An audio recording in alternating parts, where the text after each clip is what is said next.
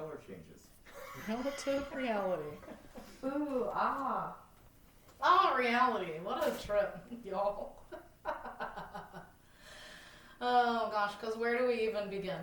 I want to go a little deeper on this one too, because I think we're all already in agreement that like we're each having our individual experience. We can try to share that with words, but it's a unique perspective that we each all sit in, you know, where we're at, right? Like we all get that. Like nobody's experiencing what you're experiencing. Like we can talk about it, but everybody's having their unique thing happening. Yeah. So with that in mind, like I want to give more credence to the value of that. And then my version of spirituality, that's the most important thing, is the fact that we are all, like we're all alone together, but we are all super unique. I had a poem once that was like, as unique and commonplace as a snowflake.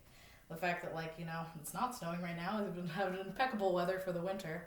But if we were to have snow outside, that like every single one of those bajillions of snowflakes would be intrinsically one of a kind, irreplaceable. And that is very commonplace. We don't even think twice about it or look at a snowbank like that. In the same way that we are a mass of people who is, you know, just a people, but as individual persons are, gosh, like miraculous. And that we really do not give ourselves that credit at all. And we're probably taught not to. The thing I really want to go in today is like that your individual reality comes with unique and one of a kind, like knowledge base, like it's a good word, not like a purpose, but so much like a programming already inlaid in your DNA. When you popped in here, you like already had things happening and you were ready to go, and those are maybe not on the surface, so they're just kind of running default. We don't have to try so hard to be who we are. Isn't that funny? Like your default who you are, and then we come into a world who tries to teach us all the things we're supposed to be, and then in our young adult years we have to figure out who we initially knew we were when we got here, you know, plus a little add-ons and ways to explain it and whatnot. But that part of you, like that version of you that you knew when you came in here and we're all learning now in this new age, is the key. Like everything else is things that you were told. Like everything on top of your initial version, independent version of reality, is all external input that has been given to you as facts. The way the world works, the way we talk about the way the world works, the way we think about it, the way we think about ourselves, the way we even understand the processes that are happening for us to understand it, is all stuff that's been given to us. None of it was like, you're like, I discovered this on my own. I sat still long enough to understand that I work in these ways. Like, no, somebody said, these are the ways you work. You go, okay, I'm moving on. Which is great. It's so wonderful. That's why humankind is where we are, because we can pass along knowledge in that way so easily to say, here is things that countless philosophers or scientists had to figure out over a really long time. Here, just know it. And we're like, okay. Which is both a gift and our detriment, because not only is that, wow, like we can go on the internet right now in our pockets and like look up any information that you wanted to, but at the same time, do we treat it with such awe and wonder when you find out a really interesting fact, because it's like, oh, okay, whatever. That's just par for the course of the, you know, the beauty of the world. But like, yeah, that's what it is. Like, I don't know, random fact, those space bears that live in everything, you know? You guys know about those? What are they called? Oh yeah, right, something. Tardigrades. Yeah. Thanks, you helped me get there. The tardigrades are these like microscopic. I'm doing this, and they're like, they're little like water bears. They got like 6 legs. They look crazy, and they're in everything. They're in all the water and all the air and in space. And like, I don't know, they're really hard to kill, and like they can't be frozen, and they don't need oxygen, and they just are existing all the time, like all around us. What is the term you're calling them? It's called a tardigrade, right? Tardigrade. Spell it. Oh, great. I know. T-A-R. See, and then we can pull out the internet, and the internet will give us that fact. yeah. And it's funny because we'll go, oh, okay, but that's something we never could have known about. We can't just go and be like, oh, here's a tardigrade, even though there's probably one there. But like that's crazy that we can just look up that information, and now you guys know about these microscopic bears that are everywhere, and you know, it's just whatever. If we discovered that ourselves, we'd be like, oh my gosh, our minds are blown. But we're just like, yeah, okay, that's cool. It's a nice fact to carry along. We'll get the spelling for you, I promise. T-A-R. Yeah. It's spelled just like it sounds. Tardigrade. Something like that. Tardigrade bears. And we can talk into our cellular device in our pocket. And he's going to show us pictures even. They look like little roly-poly. It's All I crazy. can think of is the Grateful Dead bears. Now that would be interesting. But then we got, oh no, you'll have to see a picture. We'll show you at the end. But it's, look up tardigrades if you don't already know about it. But that's the thing, like we could sit here and then you could go, oh, did you know about this thing you didn't previously know about? And then I'll know about it. And then you'll go, oh, you know, we could swap that endlessly. There's enough facts in the world to keep us occupied for seemingly eternity, I would guess. So always got it up, show the ground. So just so you know, to prove the point, because even the fact that we're going to look at a picture of it, like that's the trip about it. Like you can look at a picture that your computer just pulled up from the interwebs, which is something we really don't even, at least I don't understand the fact that that's just like there now from satellites in space or however. I think they kind of look like a manatee with Yeah. Very close to. But then they're someone really- discovered that. They're They made a, microscopic and they Yeah. just don't die. and they're everywhere. They're all, and they've always existed potentially, probably longer than us, and they've just been here. But until somebody discovered it, it was like knowledge that nobody knew, but that didn't mean they didn't exist, or that just because before we knew about them. Had a flight to the moon, and they had tardigrades that they were going to do studies on up there, and the ship wrecked, and they're alive up there. Nobody survived with the tardigrades, and now they're in space. Yeah, they're really always, you know. But that we could put a sound to it. We could talk about these things that, regardless of our knowledge of them, were already facts. And now you have knowledge of this thing you didn't know of before. I'm like, okay, whatever. Like that, it's just add it to the data of things that people have told us, because that's only because you trusted me and we trust the internet and we trust whoever put that on the website and the scientist who took the pictures. And you know, it's this whole like faith down the lane thing of going, well, we just trust that everyone who came before us knew enough what they were talking about to not deceive us when they said the earth is round or the sun is this many miles away or any of these things that we can't go meet a tardigrade or go, you know, travel the distance of the sun. We just said, okay, that's a fact now. I know that. That's part of my like knowledge of the world. And like, and I know those are little things, but like tiny block by tiny block, that's how we built who we are and who we think the world is. And like, that's just made up of these words other people said to us that we then accepted as truths, and then thereby in small ways like defined everything about. Like you can't see outside of that viewpoint now. We couldn't think outside of English, you know, or I don't know, think of a color you've never seen before, you know, because we have this frame box that we've been given to work in. Maybe you can, I don't know. We've given this frame box generally to work within. Well, and that actually leads me to my point, is that like maybe you can. Like, who's to say you can't see a color that nobody can see before? But how long would it take you to like validate your own experience enough to be able to fully have that experience? Like, to how long would you be seeing a different color that doesn't exist and going, well, that doesn't exist, and I've been taught that that's not real, so it's not. And like, you know, and from personal experiences, that for like years the input that I was getting from myself, I had been taught by the world to devalue as false. Like, if science can't prove it and I can't corroborate it with other humans, then there's something wrong with me. And so then therefore this experience is not true.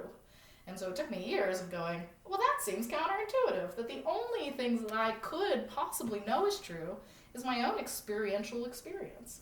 That everything that anybody has ever given you as knowledge, like, we don't take with a grain of salt, but we kind of should, because that's not firsthand, and it probably wasn't firsthand experience for those people either.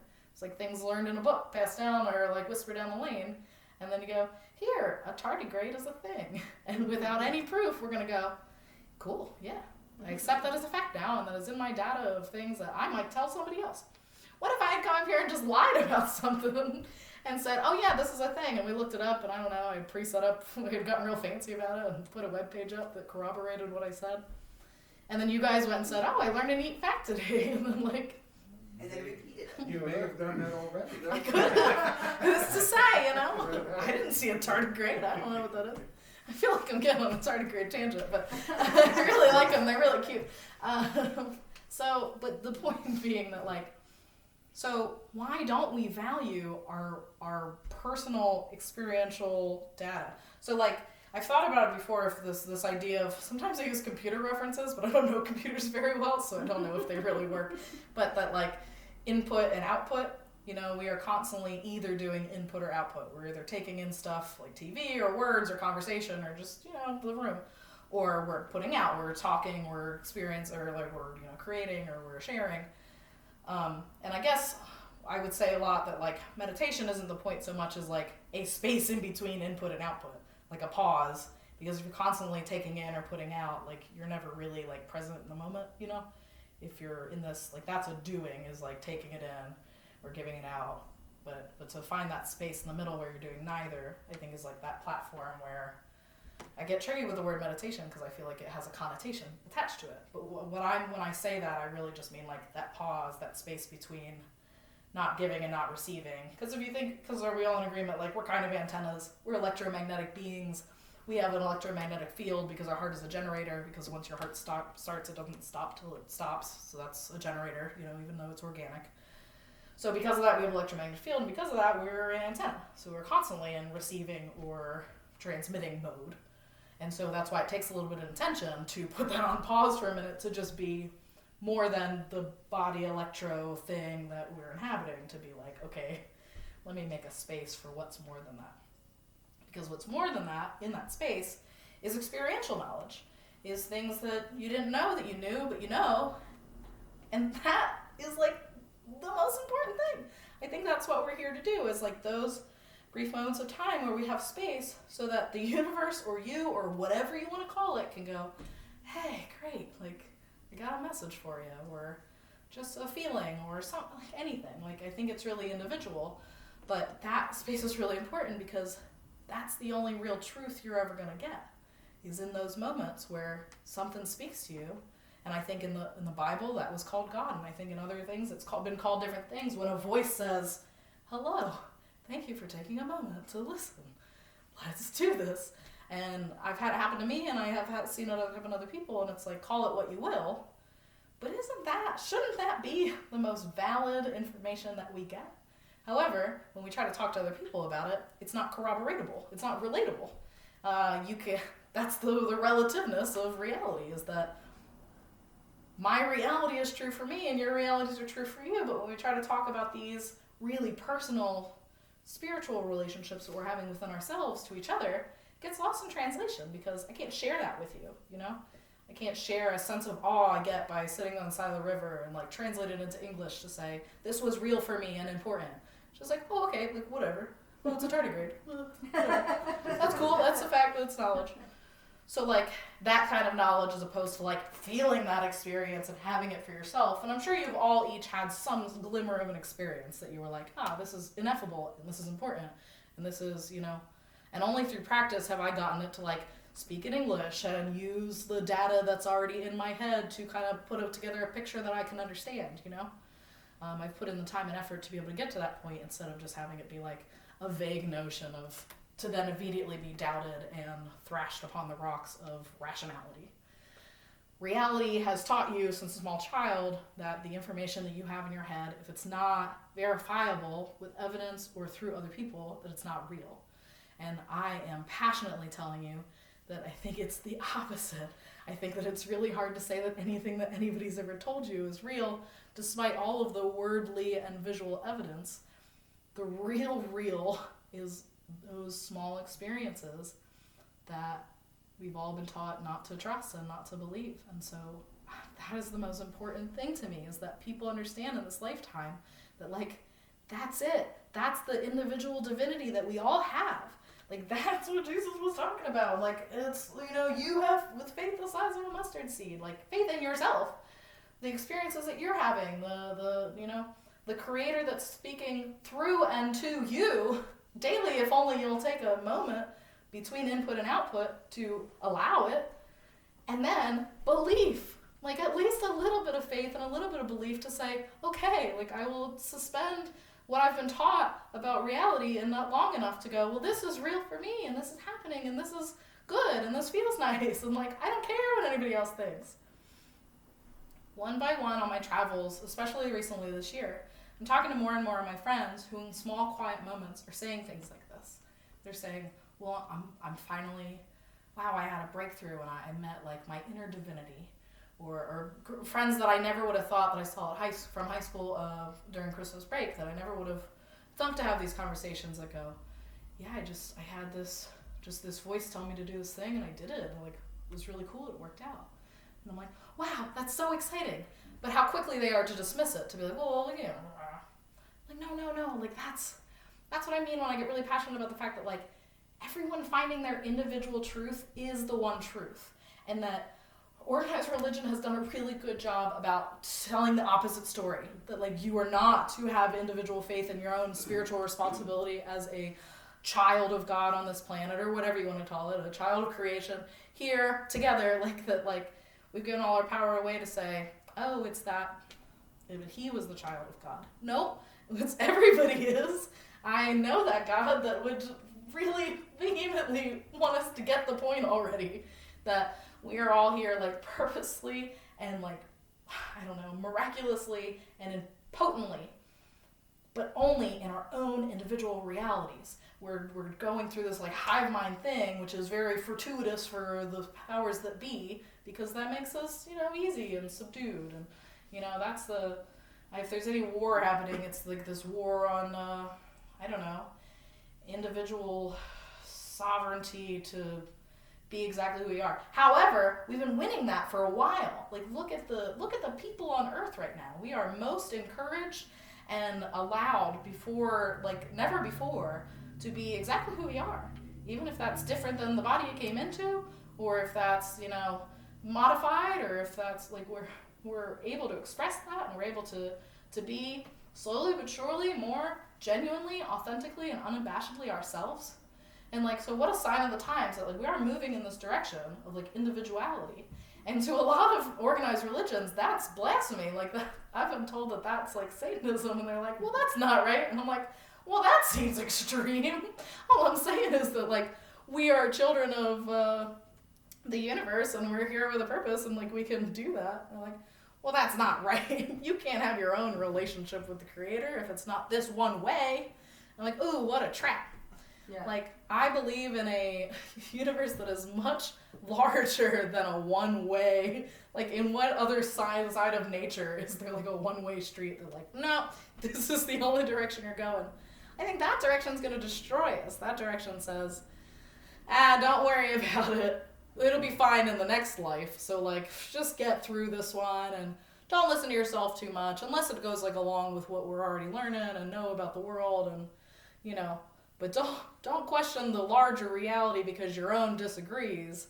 Like, disregard that. Disregard your own internal input because there's a larger picture at hand. You know what? The larger picture has always been evolving. There's never been, like, a set way things are. Like, we may describe it in history in these, like, very specific blocks, but we know time doesn't work like that. It was these gradual growth things to where we are now. So it's crazy that, like, that's always been the status quo, though, is that, like, if it's broke, don't fix it. I don't know, that, like, things are the way that they are. And time and time again, I get the input, like, things never have to be the way they were before. It's all just a choice, and it's all a belief, really. Like, if we believe that this is all the way things are and things are not going to get better, well, then that's the collective manifestation that we're doing. It's tricky, too, because you can't do anything about the whole reality. You can only affect your own. Like, you can try to affect the people around you, but that usually backfires, in my personal opinion. It's really all about the self. That's the only person that you can change. And that is your responsibility to be the best version of you, be the most authentically yourself, because that has unforeseen effects on the whole. It's, once again, these paradoxical things that we think, oh, how can we change the world? Well, you're a piece of the world that you can change. So start there, and then, like, don't worry about the rest of it. That's been a big thing for me, because I'm constantly concerned about everything. I think that's a large part of my gift, is that for a long time I could, like, feel the suffering of the world, and I thought it was my responsibility to, like, carry it. Like, that was helpful. And then I realized one day, wow, not only does that not do anything for the whole, it's really detrimental against myself. And what a better option it would be to carry joy for the world, because hopefully it might have a better effect on the world, but even if it doesn't, at least it'll have a better effect on my world. And I'm kind of proof of that. Like, I've been running in that direction, and I think it's served me pretty well.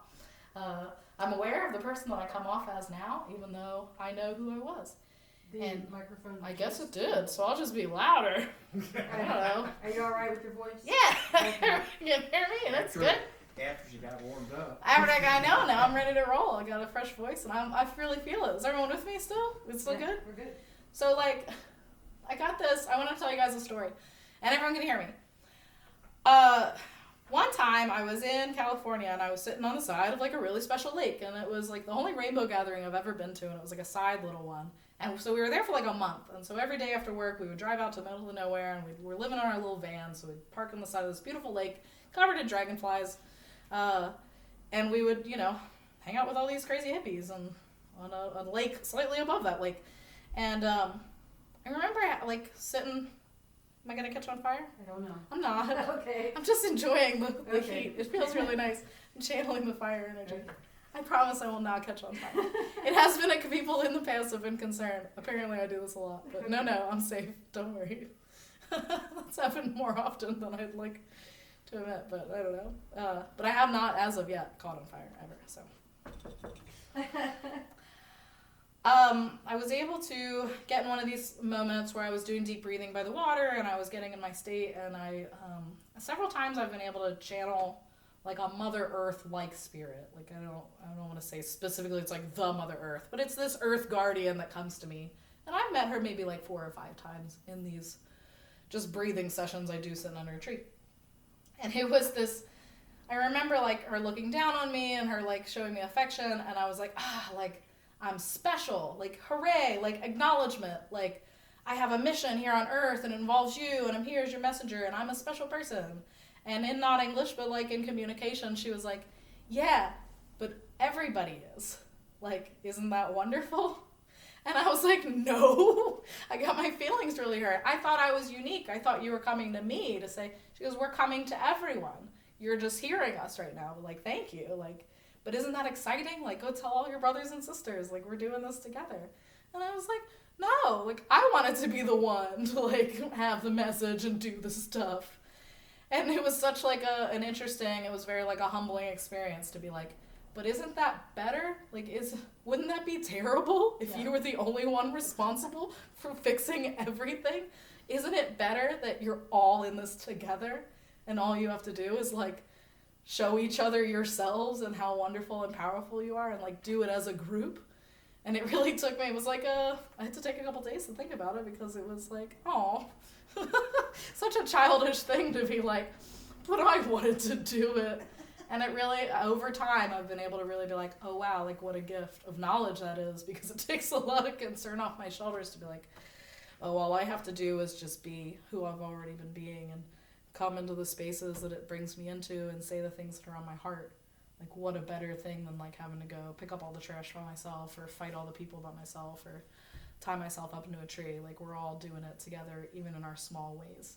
Even when it's just putting out a better vibration in our heart, like taking a moment to think something nice about ourselves instead of something not. I don't know if I've told you guys this, but the most recent, like, sit down and listen meditation that I've been working through, it was like 2 years ago, but I'm still working through it, is like, it was very much like, you sit down right now. I was like, okay, I sat down and said, you have to accept the way the world is without trying to change it. And I always know it's a truth, because it's not something I would tell myself, because I immediately get upset. And I'm like, what? That's stupid. I don't want to accept the world the way it is without trying to change it. I want to change it. And it was like time and time again, just louder and louder. You must accept the way the world is without trying to change it. And so, like, this has been a big thing for me. Like, I'm still working through it now, this idea of acceptance. Because not only, because I know it's counterintuitive. I know it's like, but that's not what we're trying to achieve. If everything that I've learned is that all of these truths are counterintuitive. They're like paradoxical, that like, you know, to give you gotta receive, and to get you gotta let go. Like these, like, you know, to be loved you have to love. Yeah, you know, that it's one of those, that it's like, If we want to change the world, we have to accept it the way it is. And that sounds really difficult, but you know where's an easier place to start? Is like you're part of the world. And you have to, at the very least, accept yourself the way you are. It's weird because I know I talk about like, we have to change ourselves. We have this responsibility. But a lot of it is also self-acceptance. Like, while we should grow and evolve in an intentional way, you're also perfect just the way you are. Like, being is enoughness. This idea that we all have going around, I think it's a very, like, it really helps me see the children in people, that we're all walking around with this luggage of, I'm not enough, or I'm not doing enough, or I'm not being enough. And I think that has a lot to do with this, like, wow, if we were able to just accept where we're at on this journey and who we are and what part we have to play in it, it might go smoother. I don't really know. I still don't have, like, I don't ever come up here claiming that I got answers. I'm just going to ramble about what I think about it all. You're giving us questions. Yeah, this isn't answer so much as more questions. Is that what this is? Yes. I never claimed to have answers. Just more options for reality. So that being, and I guess I should start to wrap it up, is like that nobody can have your reality. Like your individual perception and experience is a true gift from the Creator. Like, what an honor that we all get to like co-create and like be in these bodies. You know, like, I don't know, like, I know this is brass, but like all the sperm and all the people and all the eggs, like it's already crazy that like you're here, you know, that we're all here and that we're all here together and we're here at this time. But I think the most important thing that we could be doing is validating ourselves and like trying to validate each other, but not so much. I'm just going to do that. You guys don't have to do that. I mean, maybe, I don't know. Do whatever you feel called to, but like listen to your own internal whatever. We can call it intuition, we can call it higher self, we can call it, I don't know, conscience, we can call it, I'm sure they've called it lots of things. Call it whatever you want.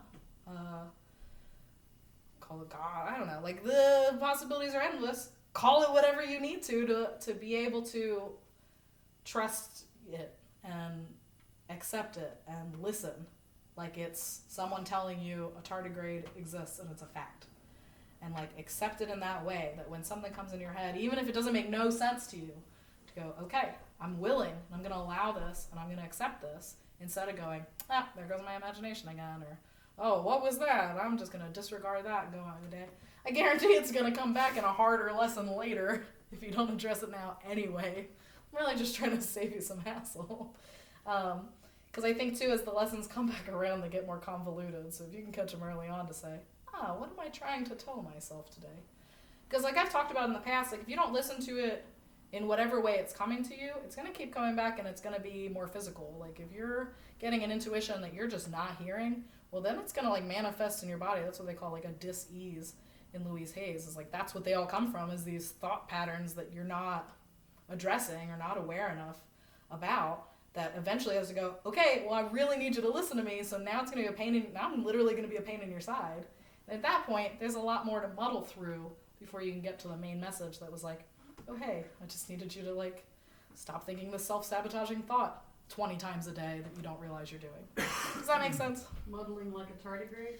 Like a tardigrade through the ethers, through the, I assume there's a lot of space in space, you know, and like tardigrades are so small that if you think about it, because like we're a lot of space, so like they're not so much waiting as I think they're just floating through endless expanses of their, who knows what awareness they have. That's a whole other thing. That's a talk for a much another day. Is you know, the big and the small of it all. So maybe I'll do that next time. Just segue into that. Tardigrade awareness. Tardigrade awareness. The big and the small of it all.